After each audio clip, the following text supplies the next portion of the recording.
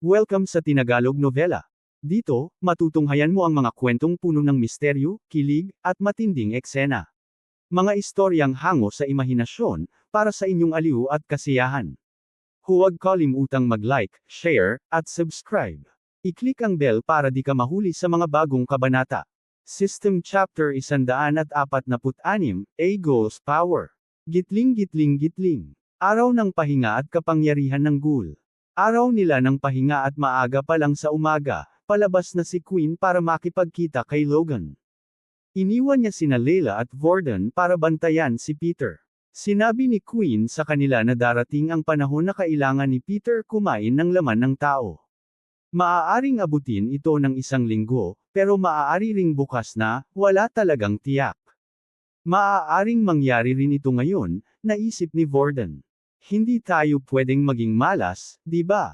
Sana hindi ito ang kaso. Sa kasamaang palad, ang mga utos na ibinigay ni Queen sa kanila ay mahirap. Hindi lang nila kailangan bantayan ang kaligtasan ni Peter, kailangan din nilang humanap ng laman ng tao nang hindi niya nalalaman. Halika, Peter, sabi ni Vorden. Lumabas tayo. Lumabas. Tanong ni Peter, halatang naguguluhan. Kung ako sa'yo, ang una mong gagawin ay subukan ang bagong kapangyarihan mo. Sabi ni Queen, parang superhuman ka na, tama. Bakit hindi natin tingnan kung ano na ang kaya mong gawin ngayon?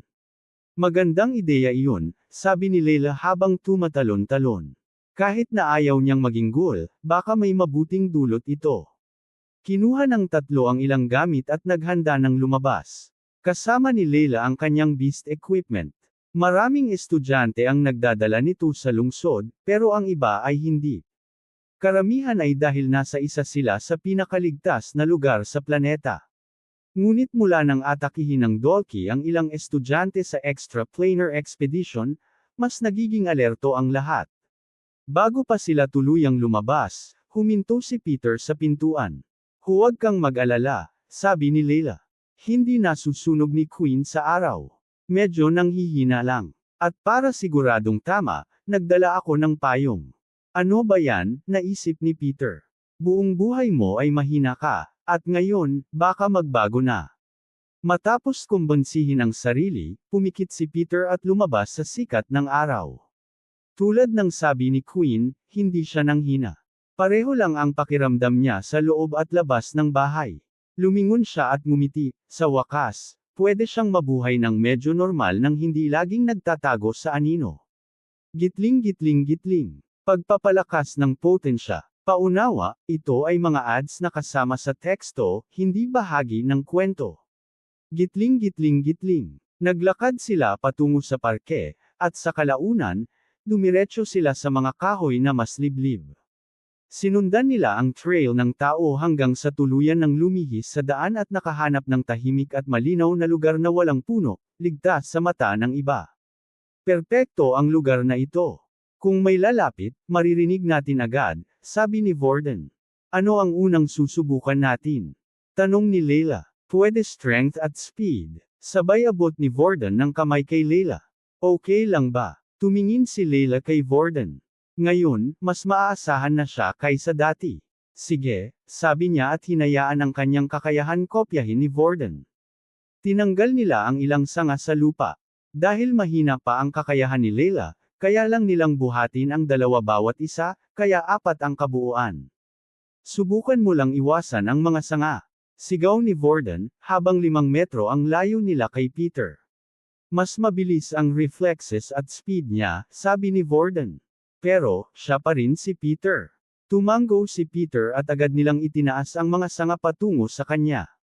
Para kay Peter, ito ang unang pagkakataong may tiwala siya sa sarili habang nagsasanay. Para bang nakikita niya ang mga paparating na atake at sumusunod ang katawan sa gusto niyang gawin. Sa huli, naputol ng sanga ang pisngi ni Peter, pero agad namang gumaling ang sugat. Okay, maayos ang super healing mo, sabi ni Vorden. Gitling gitling gitling. Susunod nilang sinubukan ang lakas ni Peter gamit ang isang puno. Kahit si Vorden ay hindi kayang saktan ito ng kamay lang. Hahampasin ko lang ba ang puno? Tanong ni Peter. Sige lang, sabi ni Layla. Alam mo na may super healing ka. Ngunit ramdam ni Peter ang sakit. Nang hampasin niya ang puno, nabali ang kanyang buto at samugat, pero gumaling agad. Nakagawa siya ng malaking dent sa puno, imposible sa ordinaryong tao. Ay, abnormal ang lakas mo, pero hindi ka pa queen, paliwanag ni Layla. Kaya matututo ka pang kontrolin ang lakas mo. Gitling gitling gitling. Biglang kumislap ang relo ni Peter. May mensahe. Ito si General Duque. Peter Chuck, kailangan mong pumunta sa opisina ko sa second year building agad.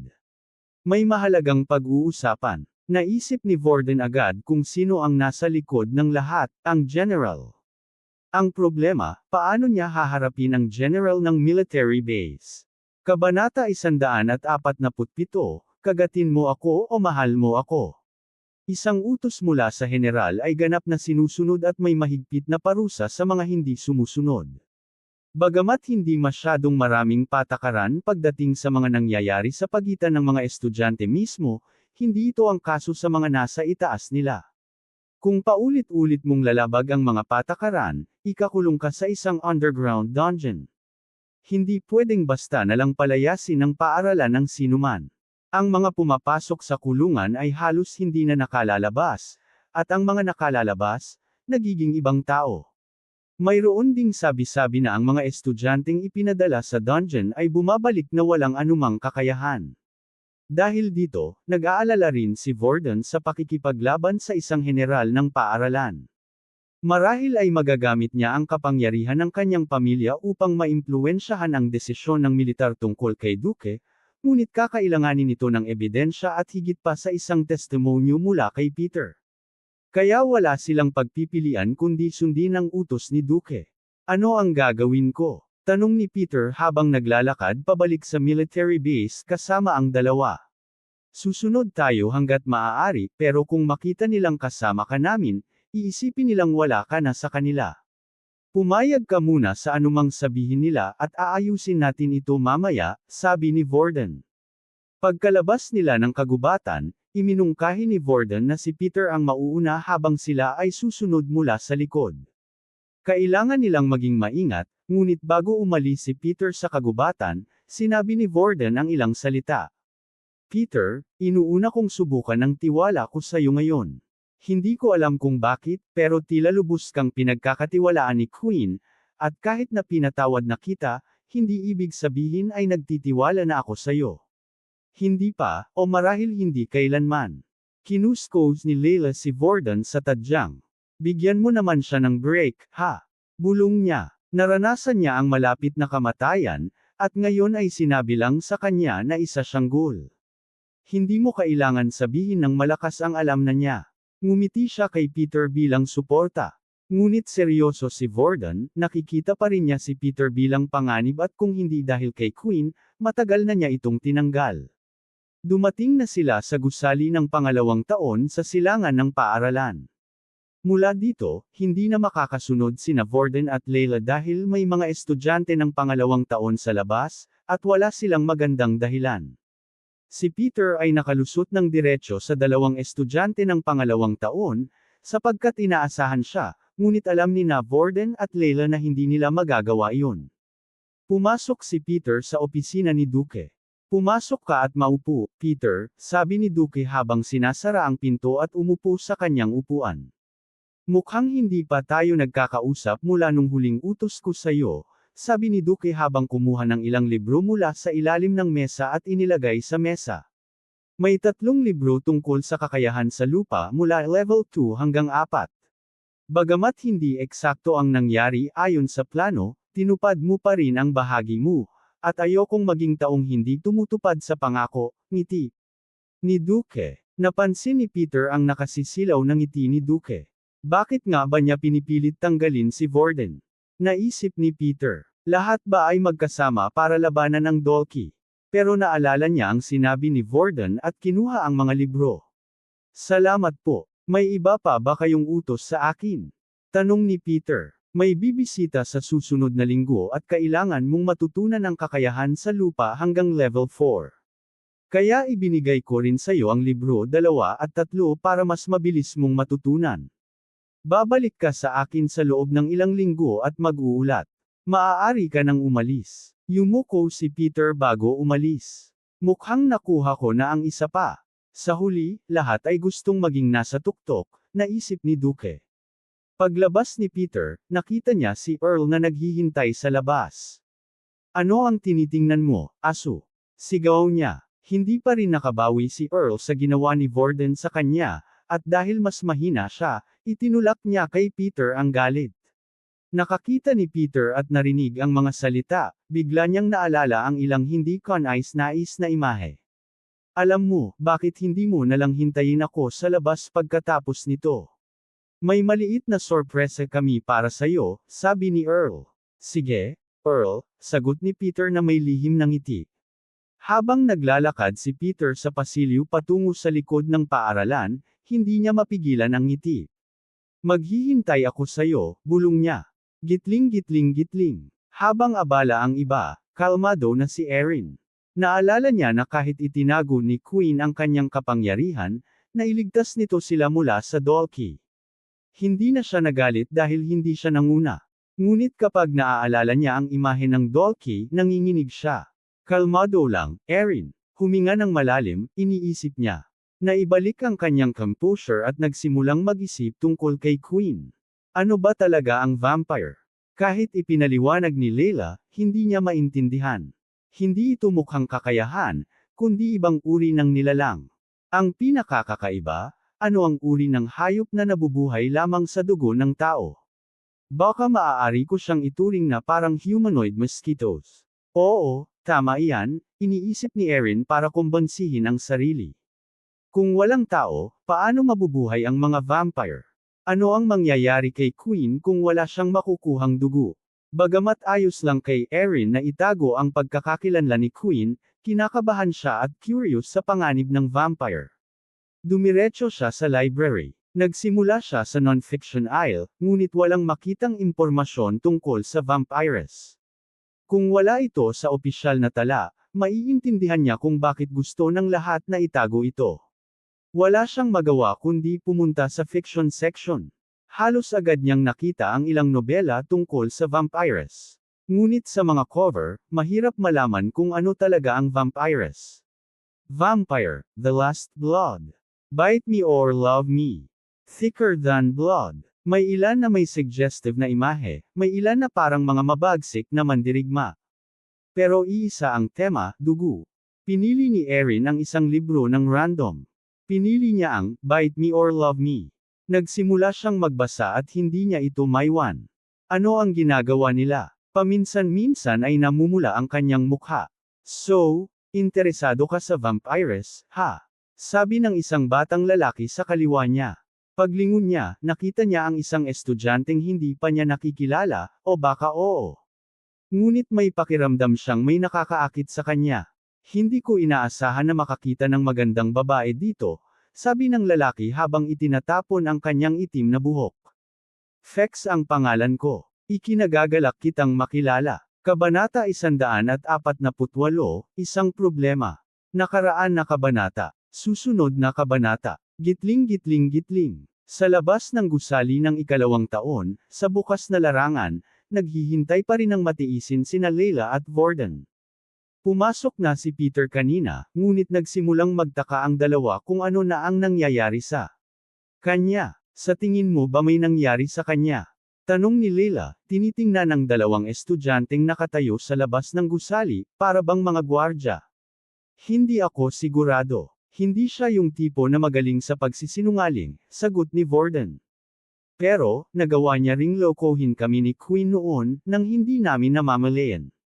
Pwede mo bang tigilan na yung pagiging maaasar? Nakakainis na, sabi ni Layla, na nagsimulang sa paraan ni Warden na palaging binabastos si Peter tuwing pinag-uusapan nila siya. Sa ngayon, lahat tayo ay nagtutulungan. Ganon dapat.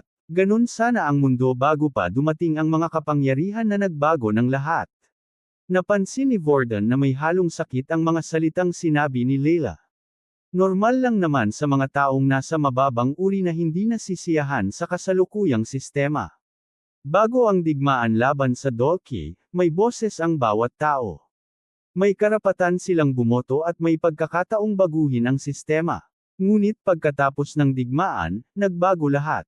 Ngayon, kung ikaw ay nasa mababang uri, hindi iniintindi ng mga nasa kapangyarihan ang opinyon mo. Hindi ang mga kapangyarihan mismo ang may kasalanan, sagot ni Worden.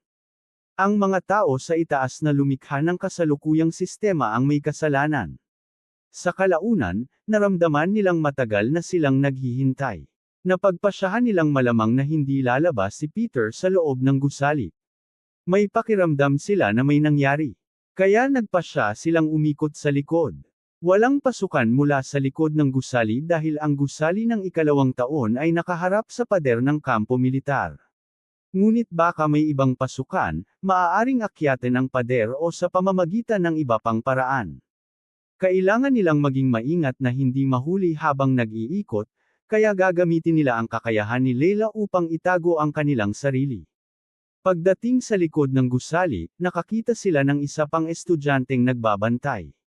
Gamit ang kakayahan ni Leila, itinataas nila ang ilang bato at itinapon ito upang ilihis ang atensyon ng estudyante. Handa ka na ba? Tanong ni Leila, nakangiti. Nang mapagtanto niya ang ngiti niya, bigla siyang huminto. Hindi siya makapaniwala na nag-e-enjoy siya sa palihim na pag-iikot at pagdudulot ng kaguluhan, at kasama pa si Worden. Talaga nga, medyo cute ka kapag nakangiti, sagot ni Worden. Gitling gitling gitling. Si Peter ay matiisin na naghihintay sa lugar na kanyang pinili. Habang naghihintay, tinitingnan niya ang paligid. Dahil walang labasan, kakaunti ang gumagalaw na estudyante dito.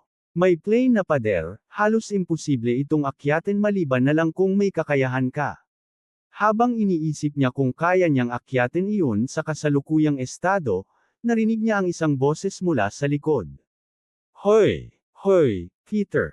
Ang tagal nating hindi nagkita, di ba? Sabi ni Earl habang lumalapit. Alam mo, kamakailan lang sinisisi ako ni Duke sa lahat ng nabigong pagtatangka laban kay Worden. Kaya wala akong reward, paano mo aayusin iyon para sa akin? Habang papalapit kay Peter, napansin ni Earl ang hawak ni Peter, mga level 2, 3, at 4 na libro ng kakayahan sa lupa.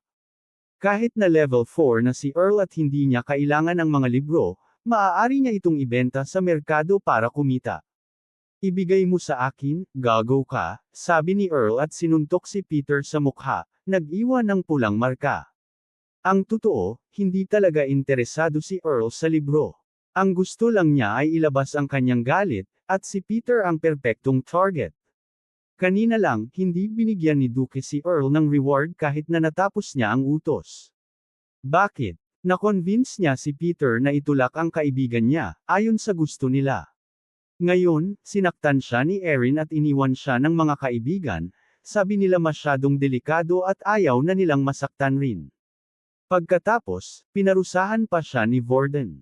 Hindi pa rin siya makatulog dahil dito, tinitingnan ni Peter ang marka sa mukha niya. Dati, nanginginig na siya kahit na itaas lang ni Earl ang kamay niya, pero hindi ngayon. May kakaibang pakiramdam sa kanya. Nang naisip niya ang eksenang pinutol ang leeg ni Earl, may kakaibang mga ideya na pumasok sa isip niya. Paano kung magkatotoo iyon? Naisip niya. Sinundan ito ni Earl sa pagsipa kay Peter sa tiyan at itinulak siya sa lupa. Ngayon si Peter ay nasa pagitan ng dalawang gusali, ang ikalawang taon at isang storage room. Medyo madilim, at kung hindi sadyang pupunta sa likod, hindi makikita ng iba. Aba, tahimik na lugar para sa ating karaniwang gawain, di ba? Tanong ni Earl, nakangiti. Tumayo si Peter at ngumiti rin, tama nga. Gitling gitling gitling. Pagkatapos nilang mailihis ang mga estudyante gamit ang mga lumilipad na bato, unti-unti nilang naabot ang likod ng gusali nang hindi nahuli. Pagdating nila, wala silang nakita. Wala talaga, at sobrang taas ng bintana para akyatan. Halika, magpatuloy tayo, sabi ni Leila. Dapat may paraan para makapasok sa paaralan. Naghanap sila, ngunit wala silang makita, hanggang sa mapansin ni Worden ang isang makitid na daanan sa pagitan ng gusali at storage room. Baka may tubo o iba pang paraan para akyatin ang bintana. Masyado ka nang nanood ng martial arts movies, sabi ni Leila. Ngunit sinubukan pa rin nila dahil andito na sila. Habang papasok sa pagitan ng dalawang gusali, narinig nila ang kakaibang tunog, parang mga ligaw na aso na kumakain. Sa wakas, nakita nila si Peter. Ngunit hindi siya nag-iisa. Dumudugo ang mga kamay at bibig niya, at may patay na estudyante sa harap niya. Ang katawan ng estudyante ay may nawawalang mga bahagi ng katawan, at may ilang buto at laman pa na parang pinakain ng gutom. Peter, tanong ni Leila, ano ang ginawa mo? My Vampire System. Kabanata 149, Kakaibang Device. Ang mga VIP dormitoryo ng mga first year ay nasa ikatlong palapag. Nagpasya si Queen na pumunta dito para makipagkita sa isang tao. Siyempre, ang taong iyon ay si Logan, dahil siya lang ang VIP na kilala ni Queen. Kahit hindi siya sigurado kung makakatulong ba si Logan sa kanya o hindi. Plano ni Queen na gamitin ang winged lizard crystals para gumawa ng uri ng kasuotan o suit na tatakip sa kanyang buong katawan. Kailangan niya ng material na flexible para maiikot sa kanya, pero kailangan din itong matibay para makatiis sa labanan. Madali namang makahanap ng itim na suit na tatakip sa buong katawan at makakatulong para hindi siya maapektuhan ng sikat ng araw. Ang problema, sa sandaling matamaan siya at mapunit ang suit, mahihinaan siya ng sikat ng araw muli. Dahil dito, nang malaman niya ang tungkol sa cape ni Sam sa VR game, nakaisip siya ng ideya. Ngayon na mayroon na siyang materyales, ang natitirang problema ay paano ito gagawing kasuotan. Karamihan sa mga blacksmith at tailor ay may blueprint na sinusunod. Ipinapakita ng mga blueprint kung aling teknik ang gagamitin at anong materyales ang dapat haluin sa paggawa ng armas at armor. Ngunit dahil ang hinihingi ni Queen ay bago at wala pang nagagawa nito, kailangan niyang humingi sa isang expert designer upang gawin ito ng custom. Napakamahal nito, at kahit ibenta niya ang lahat ng crystals niya, hindi pa rin sapat para bayaran ang gastos. Kaya naisip niya si Logan. Nakita niya kung gaano kalokong ang mga bagay na ginagawa ni Logan sa kanyang kwarto. Siguro may ideya siya, o kung wala, baka ipakilala niya siya sa ibang makakagawa sa mas murang halaga. Sa simula, kumatok si Queen sa pinto, pero walang sumagot. Nakakatuwa dahil sa linggong nag-training si Queen gamit ang machine ni Logan, hindi niya nakita itong lumabas ng kwarto kahit minsan. Nang subukan niyang itulak ang pinto, nagulat siya nang hindi ito nakasara ng maayos. Hello, tawag ni Queen habang dahan-daang pumapasok sa kwarto. Sa kabilang dulo ng kwarto, nakita niya si Logan na nakaupo sa kanyang silya. May hawak itong metallic tool glove sa kanang kamay at may nakasabit na malaking goggles sa kanyang mata. Oh, busy lang siya gaya ng dati, naisip ni Queen.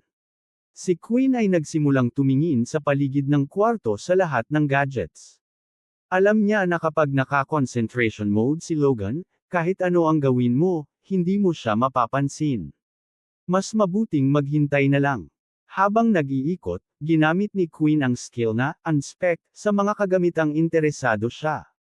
Napansin niya na ang ilan sa mga device ay wala sa system, hindi alam kung ano ito. Ang iba ay may simpleng paglalarawan lamang, tulad ng materyales na ginamit. Ang ilan naman ay lumalabas lang ang linya. Ito ang mga bagay na likha ni Logan at wala pang ibang nakagawa sa mundo. Ngunit may isang pagkakatulad ang lahat, ang pangalan ng creator, Logan Dyson. Habang nagmamasid, may napansin siyang kakaibang bilog na object sa isa sa mga shelves. Namumukod tangi ito dahil karamihan sa kagamitan ay may alikabok, pero hindi ito. Isa itong square-shaped device na kasing laki ng laptop, na may digital display sa ibabaw. Unspec, a return portal device, kapag naipasok ang tamang access code, ibabalik sa preset na destination. Creator, Richard Eno. Lumapit si Queen para masuri ito. Isa itong teleporter, at hindi gawa ni Logan. Maliit at compact kumpara sa mga kilalang portal device. Ngunit may narinig siyang boses mula sa likod. Kung gusto mong masunog ang mga daliri mo, sige, hawakan mo, sabi ni Logan sarcastically. Pero gusto ko ring makita kung aling kakayahan ang mas malakas, sa akin o sa iyo. Pasensya na, sabi ni Queen habang iniiwas ang kamay. Mukhang interesante ito. Ano ba ito? Ang robotic gauntlet ni Logan ay nagsimulang maghiwa-hiwalay sa maliliit na parte, na lumapit sa kanya at kinuha ang device pabalik kay Logan. "This thing has been the bane of me and my family's life," sabi ni Logan habang tinitingnan ang paligid. "Alam mo, ang pamilya ko ay original na nagtatago ng kakayahan nila sa mundo. Bago nagsimula ang digmaan, sila ay researchers na pribadong nagtrabaho sa iba't ibang kumpanya, minsan pati gobyerno at militar. 50 taon na ang nakalipas, natuklasan nila ang device na ito. Noon, wala pang nakakaalam kung ano ito at kahit ang kakayahan namin ay hindi gumagana rito. Nang matuklasan namin ang Dalkey technology, may nakitang similarities dito. Mukhang teleporter nga ito. Pero bakit meron na nito sa Earth bago pa dumating ang Dalkey? Bakit tayo inatake? Nandoon na ba sila noon?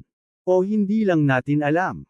Nakaisip si Queen. Baka tama si Logan, maraming tinatago ang gobyerno, tulad ng sa vampire system niya. Anyway, sabi ni Logan. Hindi ko inaasahan na alam mo ang mga sagot. Ang alam lang namin, sinumang nakagawa ng compact teleporter na ito ay isang henyo. Sana makilala ko siya balang araw. Sandali, anong sabi mo? Tanong ni Queen. Hindi mo alam kung sino ang gumawa nito. Siyempre, kung alam ko, matagal na naming hinahanap ng pamilya ko, sagot ni Logan. Napaisip si Queen. Si Richard Eno ay kilalang scientist, nakatuklas ng powers ng Beast Crystals at Dalkey Portals. Siguro alam niya talaga ang lahat. Ngunit sa ngayon, masyado itong komplikado. Marami siyang dapat harapin sa sarili niyang buhay. Anyway, sabi ni Logan. Bakit ka ba nandito, gusto mo bang maglaro ulit? Actually, sagot ni Queen, gusto ko sanang tulungan mo akong gumawa ng suit. Aking vampire system. Kabanata 150, espesyal na maskara. Ipinaliwanag ni Queen ang detalye ng suit na gusto niya kay Logan. Ipinaliwanag niya kung paano ito dapat gawin gamit ang mga kristal na nakuha niya, at kung paano niya kailangan itong ganap na takpan siya mula ulo hanggang paa, siguraduhing walang sinag ng araw ang tatama sa kanya. Sa una, may magandang balita si Logan para kay Queen. Mukhang napunta ka sa tamang tao, sabi ni Logan. Maaari kong idisenyo ito para sa iyo mismo. Talaga? Tanong ni Queen, nagulat. Siyempre, mas madali ito kaysa gumawa ng ilan sa aking ibang imbensyon, dahil karamihan sa mga ito ay pinapagana ng Beast Crystals. Marunong ako sa mga ito. Ang proseso ng fusion na ginagamit ko ay kakaiba rin, sabi niya, nakangiti. Kitang-kita ang pride ni Logan sa kanyang trabaho, at nakita ito ni Queen. Tuwing pumupunta siya para sa kanyang training, madalas pinupuri niya ang mga imbensyon ni Logan, kahit na ang ilan ay tila walang kwenta o kakaiba. Dahil dito, nagkaroon si Logan ng higit sa propesyonal na interes kay Queen, naging kaibigan niya rin siya. Ngunit, gaya ng sa lahat ng bagay, may maliit na problema. Paano naman ang paghinga at paningin?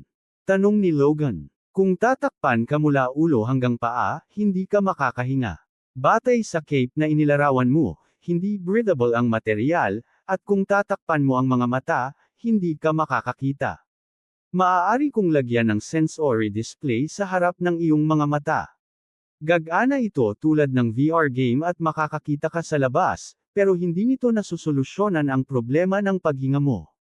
Nagsimulang tumingin tanaw si Queen sa paligid habang iniisip ang solusyon. Mukhang hindi magiging madali ang paggawa ng suit. Napansin niya ang isang maliit na figurine na may gas mask sa sulok ng kwarto. Naalala niya ang maskara na una niyang ginamit noong nanghuli siya. Pwede ba tayong gumawa ng ganito? Siguro kung ilalagay natin ang mga tubo sa gilid, makakahinga pa rin ako. Oo, pwede iyon, pero siguradong wala kang puntos sa fashion department, tugon ni Logan. Isa pa. Kung pwede, gawing bukas at sarado ang mask, para kung gusto kong kumuha ng merienda habang gumagalaw, pwede, sabi ni Queen, nakangiti.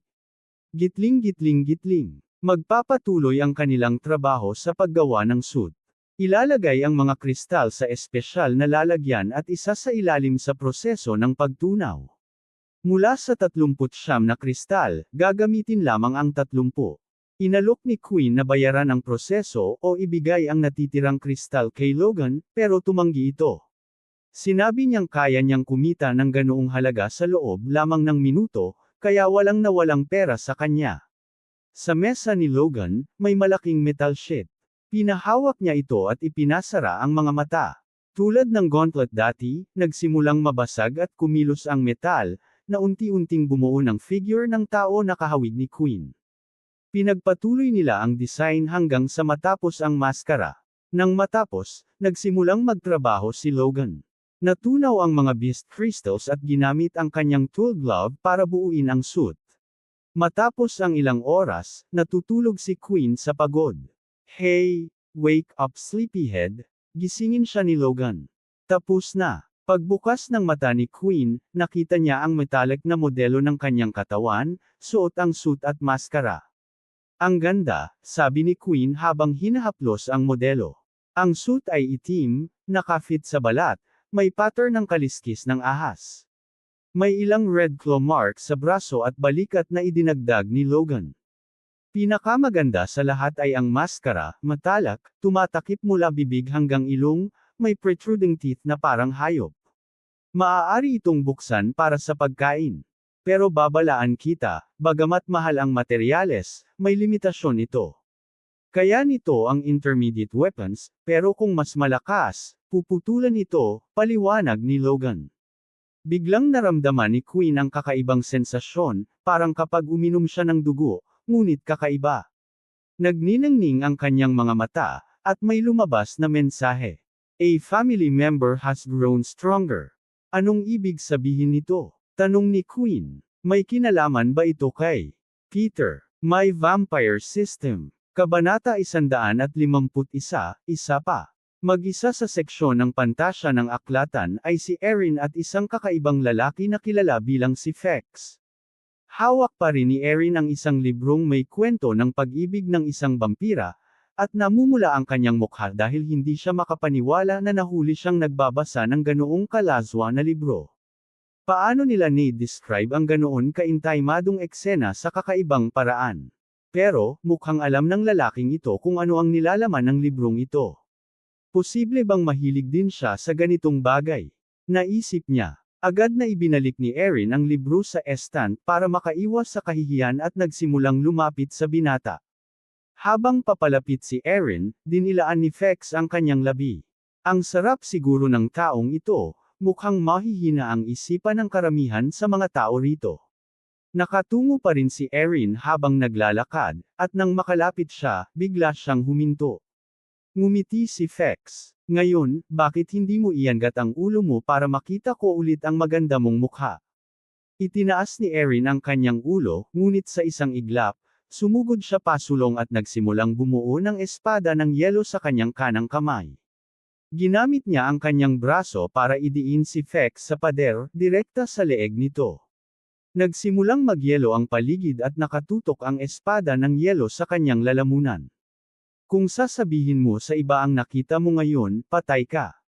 Naiintindihan mo. Ano bang problema ng babaeng ito? Paano ka basta nalang aatake ng ganyan? Sigaw ni Fex. Dahan-dahan, pinalibutan ni Erin ng yelo ang mga kamay ni Fex upang damaykit sa pader, siniguradong hindi ito makakaganti. Unti-unti ring kumalat ang yelo mula sa kanyang braso hanggang leeg ni Fex. Hindi ko gustong gumawa ng gulo, wika ni Fex. Tiningnan siya ni Erin ng mabuti, pinagmamasdan ang kanyang mga katangian.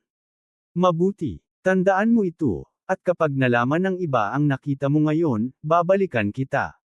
Tinanggal niya ang espada ng yelo at nagsimulang umalis, iniwan si Fex na nakapirmi sa pader. Sandali, hindi mo ba ako pakakawalan? Sigaw ni Fex. Habang naglalakad palayo si Erin, hindi na siya lumingon. Isang maliit na paalala lang kung ano ang pwedeng mangyari kapag hindi ka nakinig. Sa huli, nakalabas si Erin ng aklatan. Ang ibang mga tao ay lumapit upang silipin ang kaguluhan, ngunit ang nakita lang nila ay isang binatang nakadikit sa pader. May ilan na natawa, dahil hindi iyon ang unang beses na nakita nilang nangyari iyon. May ilang matatapang na lalaki sa unang taon na nagtangkang magtapat ng kanilang pag-ibig kay Erin. Ngunit ayaw na ayaw ni Erin na nasasayang ang kanyang oras. Lagi nilang gustong makipagkita sa lihim o tahimik na lugar, at laging akala niya'y mahalagang bagay ang sasabihin, ngunit pagtatapat lang pala ng damdamin at pagyaya sa isang date. Ang karaniwang sagot niya, ipako sila sa pader gamit ang kanyang yelo. Madalas niyang iwanan ang mga ito doon hanggang matuno ang yelo. Ginagawa niya iyon bilang babala sa iba pang manliligaw. Unti-unti, naintindihan ng mga tao ang mensahe at tumigil na silang lapitan siya. Kaya medyo matagal nang hindi nakakita ang ibang estudyante ng ganoong eksena. Matapos ang ilang halakhakan, nagpatuloy ang karamihan sa kanilang ginagawa. Samantala, palihim na ginamit ni Fex ang kanyang lakas upang basagin ang yelo at pakawalan ang kanyang mga kamay at leeg.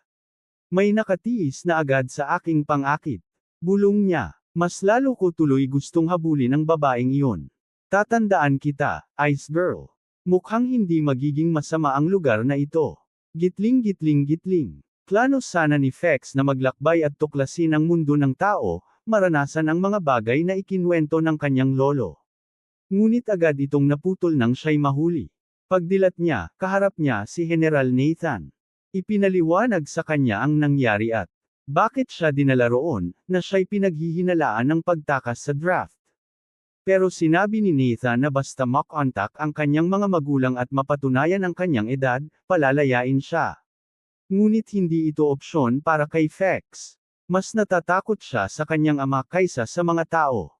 Kapag siya'y natuklasan, hindi niya maisip ang mga pahirap na gagawin sa kanya.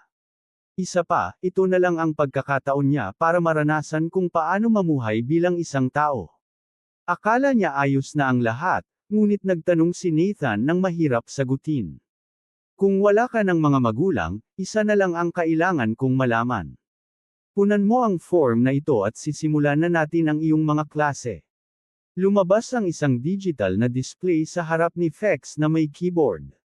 Karaniwang detalye ang hinihingi tulad ng pangalan at petsa ng kapanganakan. Hindi niya ginamit ang totoong impormasyon, pero may isang tanong na nagpahinto sa kanya, anong uri ng kakayahan ang mayroon siya?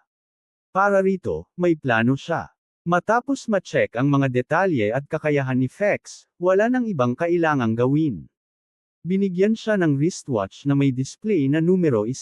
Nang makita iyon, nawala ang interes ni Nathan. Ibinili na lang niya kay Duke na siya ang mag-engganyo kay Fex gamit ang mas mataas na antas ng ability books.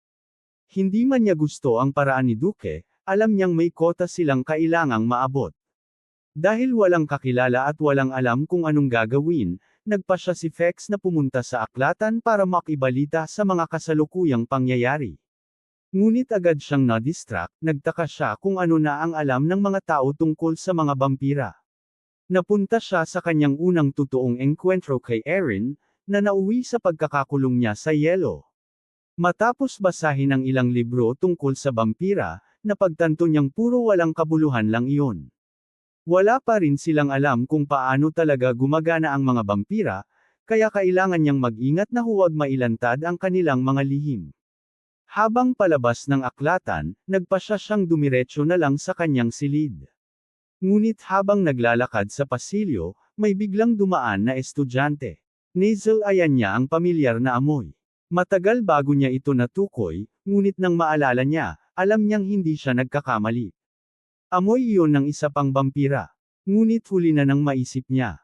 Nang lumingon siya, nawala na ang estudyanteng iyon. Ngayon ay interesante ito. Kaninong pamilya siya kabilang? At ano ang ginagawa niya rito sa base?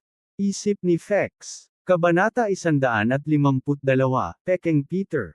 Sa madilim na eskinita, malayo sa mga mapanuksong mata ng iba, dalawa silang nakatayo roon na gulat habang pinapanood si Peter na kumakain ng laman ng isang tao.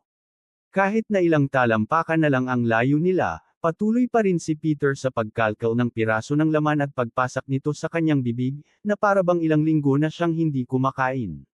Sa nakakasindak na tanawin, hindi na nakayanan ni Leila. Ibinaling niya ang kanyang mukha at pakiramdam niya ay masusuka siya, ngunit bago pa man niya ito mailabas, hinawakan siya ni Vorden at ibinalik upang tingnan siya sa mata. Huwag kang magsuka, pigilan mo. Hindi tayo pwedeng mag-iwan ng kahit ano. Magiging bakas iyon para matuklasan nilang narito tayo, seryosong bulong ni Warden. Halos makikita ang takot sa kanyang mukha. Nakita ni Leila ang bahagyang pagkataranta sa mukha ni Warden kaya pumikit siya at inisip, isipin mo lang ang masayang lugar mo, Leila. Isipin mo ang mga masayang lugar mo. Unti-unting hamupa ang kaba at pagkahilo niya. Ngunit nang muli niyang idilat ang mata at makita ulit ang pira-pirasong katawan, bumalik na naman ang nararamdaman niya sa sikmura. Sa tingin ko lalabas muna ako ng eskinita para magbantay, sabi ni Leila bago siya mabilis na lumabas. Dama-dami na ang nakikita ni Leila na nakakasulasok na bagay nitong mga nakaraang araw. Nang makita niya ang ulo na inihagis ng Dolce, hindi pa niya lubusang naranasan ang sindak dahil mas nang ibabaw ang takot na siya mismo ang mapapatay. Pero ngayon, iba ito. Malinaw niyang nasaksihan ang ginawa ni Peter, kinakain ng isang tao sa harap mismo niya. Dahil dito, nagdalawang isip siya kung tama ba ang naging desisyon niyang payagan si Queen na gawing siyang vampira. Kaya ba niya talagang harapin ang ganitong klaseng buhay? Sa mga libro, mas madali itong inilarawan. Peter, mahina pero mariing tawag ni Warden. Peter, parang biglang natauhan si Peter. Tiningnan niya ang bangkay sa sahig at napansin ang piraso ng laman sa kanyang kamay. Hindi niya alam kung saang bahagi ng katawan iyon galing. Agad niya itong ibinagsak at umatras papasok ng eskinita. Ginawa ko ba ito? Tanong ni Peter sa sarili habang inaalala ang nangyari ilang minuto lang ang nakalipas. Gitling-gitling-gitling. Nang sipain siya ni Earl papasok ng eskinita at sabay tawagin, biglang yumigting ang galit sa kanyang loob. Habang nakatingin sa mukha ni Earl, bumalik lahat ng alaala ng pang-aapi at pagmamalupit sa kanya. Lahat ng sakit na naranasan niya, lahat dahil sa pagiging mahina niya noon. Pero ngayon, hindi na siya mahina. Inihanda ni Earl ang kamay para muling sampilan siya. Pero nasalo ito ni Peter at sa buong lakas niya, pinisil niya hanggang sa madurog ang mga daliri ni Earl. Sa pagsigaw ng huli sa sakit, nagkaroon si Peter ng pagkakataon, ginawa niyang tila pangil ang kanyang kamay at buong lakas na winakwak ang leeg ni Earl, sabay hatak sa ugat na nagpaagos ng dugo. Pagkatapos noon, hindi na nakapagpigil si Peter. Naging merienda na sa kanya ang katawan ni Earl. Maaaring sabihin niyang wala siya sa sarili noon, ngunit alam niyang kasinungalingan iyon. Alam niya ang bawat hakbang na ginawa niya. Simula nang muling saktan siya ni Earl, alam na niyang ipapaghiganti niya ang sarili. Sa wakas, nagawa niyang lasapin ang matamis na paghihiganti. Para sa kanya, ang mga katulad ni Earl ay hindi nakarapat-dapat mabuhay. Ang hindi niya inaasahan ay ang kasunod, habang nakatingin siya sa bangkay, hindi dugo ang nakatawag sa kanyang pansin kundi ang kulay rosas na litid at taba sa ilalim nito. Bago pa niya mamalayan, kumakalkal na siya ng laman. Gitling-gitling-gitling. Sa harap ni Warden, kailangan niyang magkunwaring mahina at wala sa tamang pag-iisip. Natatakot siya sa maaaring isipin ng iba kapag nalaman nilang alam niyang ginagawa niya iyon ng buo ang kamalayan. Ako, pumatay ng tao, yutal-yutal niyang sabi. Tumigil ka na sa palabas mo, sagot ni Warden. Hindi oras para dito. Gaano na katagal siyang patay? Ano ang ibig mong sabihin? Balik tanong ni Peter. Gaano na siya katagal patay, Peter? 5 minuto. 10. Halos desperado na ang tono ni Warden. Siguro mga 10 minuto, sagot ni Peter. Agad tumakbo si Warden sa katawan, o sa pira-pirasong natira rito. Halos hindi na makilala ang mga bahagi, pero nahanap din niya ang hinahanap, ang relo. Ginamit niya ang kanyang kapangyarihan upang itapon ito sa kung saan. Hindi na siya nag-aksaya ng oras at hinayla si Peter. Kailangan na nating umalis ngayon. Habang tumatakbo, nasalubong nila si Leila na nakita si Peter na puno ng dugo ang uniforme. Anong nangyayari? Tanong ni Leila. Kailangan na nating umalis. Sigaw ni Warden. Hindi na nag-usisa pa si Leila at mabilis silang umalis mula sa gusali ng mga second year. Nang makalayo, nagtungo sila sa parke kung saan sila nag-ensayo kanina, dahan-dahan na lang upang hindi mahalata. Habarin mo na ang mga damit mo, utos ni Warden. Ano? Makikita nila akong hubad, tutol ni Peter. Dahil sa inis, siya na mismo ang pamunit sa damit ni Peter. Bitawan mo. Kaya ko na. Sigaw ni Peter at itinulak si Vorden. Gamit ang lakas na hindi inaasahan, pero nanatiling nakatayo si Vorden. Sa huli, kusa na lang naghubad si Peter. Bakit tayo nagmamadali kanina? Naiwan pa rin naman ang bangkay doon. Hindi ba't madidiscover pa rin ang paaralan na may estudyanteng namatay? Tanong ni Leila. Wala tayong magagawa, paliwanag ni Vorden. Kung mas maaga lang sana tayo nakarating, baka nakayanan pa nating dalhin ang bangkay. Pero kapag natanggal ang relo sa isang estudyante o wala na itong nakukuhang palatandaan ng buhay, automatikong nagpapadala ito ng mensahe sa paaralan.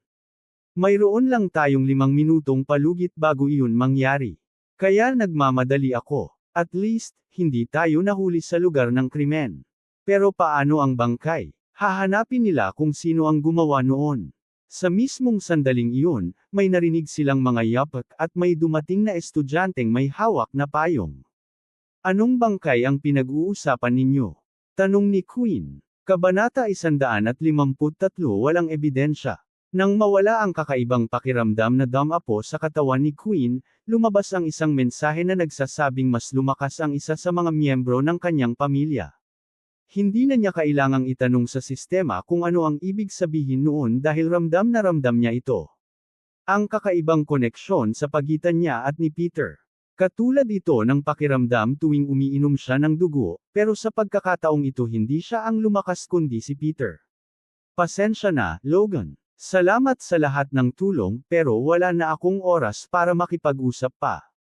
Kailangan ko nang umalis. Sigaw ni Queen. Lumapit siya sa mannequin na may suot na maskara at kasuotan, at agad na ipinasok ang mga ito sa kanyang dimensional void.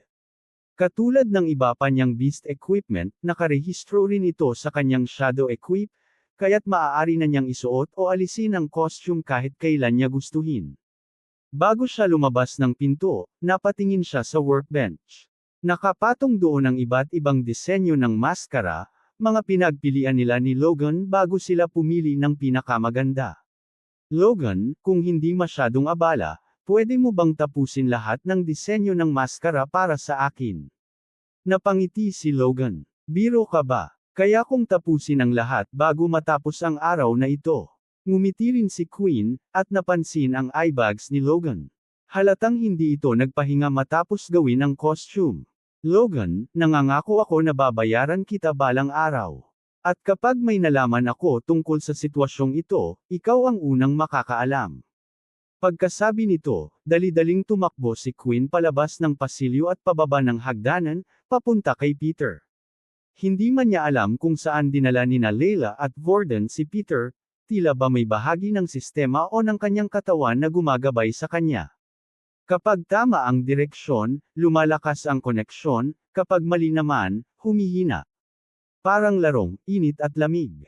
Hindi tumigil si Queen sa pagtakbo pababa ng hagdanan at palabas ng pasilyo, walang pakialam sa mga nadadaanan. Ngunit sa unang pagkakataon, may naamoy siyang kakaiba. Simula nang maging isang vampira siya, mas yumigting ang lahat ng kanyang pandama maliban sa panlasa. Pero ngayon, ibang-iba ang amoy na ito, hindi katulad ng kahit sino sa paligid niya. Kung hindi lang siya nagmamadali at balisa, sana'y lumingon siya para makita kung kanino nanggagaling ang kakaibang amoy na iyon. Bago lumabas ng akademya, kumuha siya ng nakasabit na payong sa may pasukan. Madalas kasi ay may mga nakakalimot sa kanilang payong tuwing umuulan, kaya't nakalagay ito doon para matuyo. Mabuti na lang at mas naging madali para kay Queen. Paglabas niya, sinundan niya ang pakiramdam ng koneksyon. Dinala siya nito sa parke at tuluyang papasok sa gubat. Pagdating niya, narinig niya ang huling mga salita ni Leila. Pero hindi na niya kailangang magtanong pa, batay sa mensahe ng sistema. Nahulaan na niya ang nangyari. At nang makita ang dagwang damit sa kamay ni Vorden, at ang bakas ng dugo sa mga kamay at bibig ni Peter, malinaw na ang lahat. Nakakain ng laman ng tao si Peter, at malamang ay may pinatay siya. Gusto man niyang sisihin si Peter, hindi niya magawa.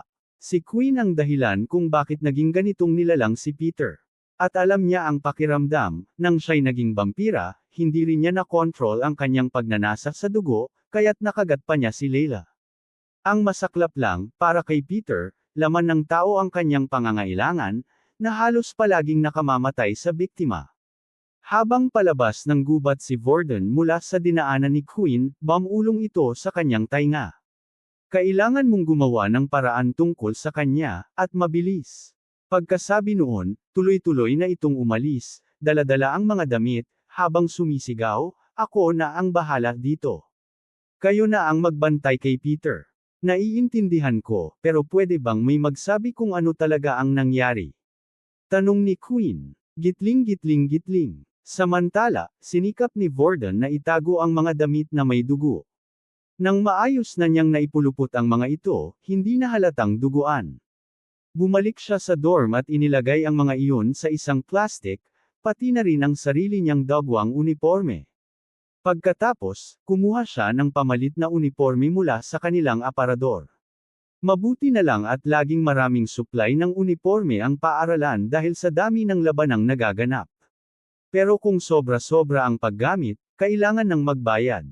May dala na siyang bagong uniforme para kay Peter at ang mga dagwang damit na itatapon. Habang nag-iisip kung paano ito aalisin, may nakita siyang taong makakatulong. Oy, Berg, bati niya. Kamusta? Sabay nilipat ang bag sa kabilang kamay at hinawakan sa balikat si Berg upang kopyahin ang kakayahan nitong apoy. Oh, Vorden, sagot ni Berg na may pilit na ngiti. Tungkol sa mga kristal, huwag ka nang mag-alala, hindi mo na kailangang isauli. Isipin mo na lang na regalo mula sa pamilya namin. Salamat, buti naman at ayos lang sa iyo, sagot ni Vorden habang kunwari nakikipag-usap. Habang nagpapatuloy ang kanilang usapan, napansin niyang maraming estudyante ang nagbubulungan. Alam mo ba kung anong nakita nila? Tanong ng isa. Yung nasa likod ng gusali ng mga second year. Sagot ng isa pa. Oo, mukhang may estudyanteng napatay. Sa loob mismo ng paaralan. Ito na yung pangalawang beses ngayong taon, di ba? Baka may halimaw na nakalusot mula sa portal. Ginamit ni Vorden ang pagkakataong iyon upang kumawala kay Berg at magtungo sa mas tahimik na lugar. Dahil karamihan ng mga estudyante ay nasa second year building, mas maluwag ang paligid ng first year building. Sa isang liblib na sulok, doon niya sinunog ang lahat ng ebidensya gamit ang apoy, walang nakapansin. Sana walang bagay na nakaligtaan namin, bulong niya. Salamat sa walang sawang pagsuporta sa Tinagalog Novela. Don't forget to like and share my YouTube channel. My Vampire System. Kabanata 154, Isang Solusyon. Ilang sundalo ang nakatayo sa labas ng gusali ng ikalawang taon, hinaharangan nila ang lahat ng pasukan sa harap at likod ng gusali. Habang ginagawa ang investigasyon, lahat ng estudyanteng pangalawang taon ay inutusan na magtipon sa harap ng gusali. Maraming bulong-bulungan ang kumakalat sa hanay ng mga estudyante, iniisip nila kung ano ang nangyayari. Sinimulan ng mga guro ng ikalawang taon ang investigasyon dahil sila ang unang nakadiscover ng insidente. Ngunit nang malaman nilang isang estudyanteng pang-unang taon ang napatay, agad nilang tinawag ang guro ng unang taon at ibinigay sa kanila ang investigasyon. Sa likod ng gusali, sa isang eskinita, sina Faye at Hailey ay kasalukuyang nagsisiyasat sa pinangyarihan. Habang tinitingnan ng malagim na eksena, naaalala nila ang kanilang mga karanasan sa digmaan, ganun kasama ang hitsura nito. Dahil mga veterano sila, wala na silang takot sa dugo at laman. Si Hailey, habang nakaluhod at sinusuri ang mga piraso ng katawan, ay tila walang pakialam, pinupulot niya ang mga ito na para bang namimili lang ng damit sa tindahan. Maya-maya, may napansin siyang kakaiba. Sinimulan niyang isa-isang ipunan at ayusin ang mga piraso ng katawan, inili niya ang ilan upang masuri pa ng mabuti. Ano yan, sinusubukan mo ba siyang buuin ulit? Tanong ni Faye. Napansin ko kasi na lahat ng mga parte na ito ay may isang pagkakapareho, sagot ni Hailey. Sa nakikita ko puro may dugo lang sila. Ano bang ibig mong sabihin? Sa tingin mo ba isang halimaw mula sa portal ang gumawa nito? O baka isang estudyanteng may kakaibang abilidad? Tanong ni Faye. Kinuha ni Hailey ang isang piraso ng binti at itinuro ang dalawang butas dito. Tingnan mo to. Sa karamihan ng bahagi, mukhang tinastis ng matutulis na kuko ang laman, pero sa iba naman, may mga marka na parang kagat. Parang may ngumate dito. Pwedeng ang halimaw ang gumawa, sagot ni Faye, halatang nalilito. Hindi ito ang unang beses na nakita ko ang ganitong marka, dagdag ni Hailey. Naalala mo ba nung dumaan tayo sa Red Portal at nakita natin ang totoong Dream member? May nakita rin akong ganitong sugat noon, pati na rin sa ilang estudyanteng nasa infirmary. Hindi makapaniwala si Faye. Sinasabi mo bang may kinalaman sila rito? Hindi ko sinasabing sila ang salarin, pero malinaw na may koneksyon sila rito, sagot ni Hailey. Gitling gitling gitling. Samantala, bumalik si Worden sa parke at ikinwento ang nangyari. Pagkatapos linisin si Peter at palitan ng damit, bumalik silang lahat sa dormitoryo. Sa loob ng kwarto ng mga estudyanteng unang taon, nagtipon ang grupo. Nakaupo sina Worden, Peter at Quinn, habang si Layla ay hindi mapakali, paikot-ikot at kinakabahan. Damn it! Sigaw ni Layla. Dahil nakita ko ang lahat, baka isama ako bilang kasabwat. Kapag nalaman nila, ikukulong tayo sa dungeon. Ano na ang sasabihin ko sa mga magulang ko? Ngayon lang nila nakita si Layla na sobrang natataranta. Peter, kailangan mong magpaliwanag, sabi ni Worden. Kung gutom ka man at kailangan mong kumain, bakit hindi ka lumapit sa amin? Ito na ang pangalawang beses mong ginawa ito. Pasensya na, hindi ko alam kung anong nangyari sa akin, sagot ni Peter. Nung sinampal ako ni Earl, bigla akong nawalan ng kontrol. Pagbalik ng ulirat ko, kinakain ko na siya. Magaling umarte si Peter. Halatang takot at nagsisisi siya, at naniwala naman ang lahat, maliban sa isa. Naglalakad siya ng kasinungalingan, sabi ng system kay Quinn. Ipinaliwanag ng system na hindi ganoon kabilis dapat ang proseso ng pagkagutom. Kaya iminungkahi nito kay Quinn ang gagawin. Kaya lumapit si Quinn kay Peter at kinagat ang sarili niyang hinlalaki. Agad namang nadala si Peter at sinipsip ang dugo, tumibay muli ang koneksyon nilang dalawa at kumislap ang kanilang mga mata. Ngayon, sabihin mo ang totoo, utos ni Quinn gamit ang kanyang autoridad. Napilitan si Peter na magsabi ng lahat. Si Earl, araw-araw niya akong pinapahirapan kapag wala kayo. Pinipilipit niya ang mga daliri ko, tapos ipapagaling ulit para ulitin ang sakit. Noong makuha ko ang kapangyarihan mula kay Duke, lalo siyang nagalit sa akin. Kaya dinala niya ako sa eskinita para saktan. Pero ngayon, kaya ko nang lumaban. Kaya ginawa ko. Kinain ko siya bilang gantimpala. Nakinig si Quinn at nakahinga ng maluwag, hindi pala dahil sa kasakiman kundi dahil sa paghihiganti. Kung ako ang nasa posisyon mo, gagawin ko rin yan, sabi ni Worden. Pero tandaan mo, nilagay mo rin sa panganib si Quinn, pati kami. Napaisip si Worden. Nakita niya ang sarili niya kay Peter, dahil sa mga ginawa niya laban. Sa mga second year, nadamay ang kanyang mga kaibigan. Pagkatapos ng lahat ng revelasyon, nagtanong si Quinn sa system. May paraan ba para hindi na kailangang kumain ng laman si Peter? Meron, sagot ng system. Kapag kumain siya ng sapat na laman at naging mas malakas, mag-e-evolve siya at hindi nakakailanganin ito. Hindi nagustuhan ni Quinn ang sagot. Ang tanging solusyon ay mas kumain pa ng laman. Don't forget to subscribe Tinagalog Novela, abangan ang susunod na kabanata.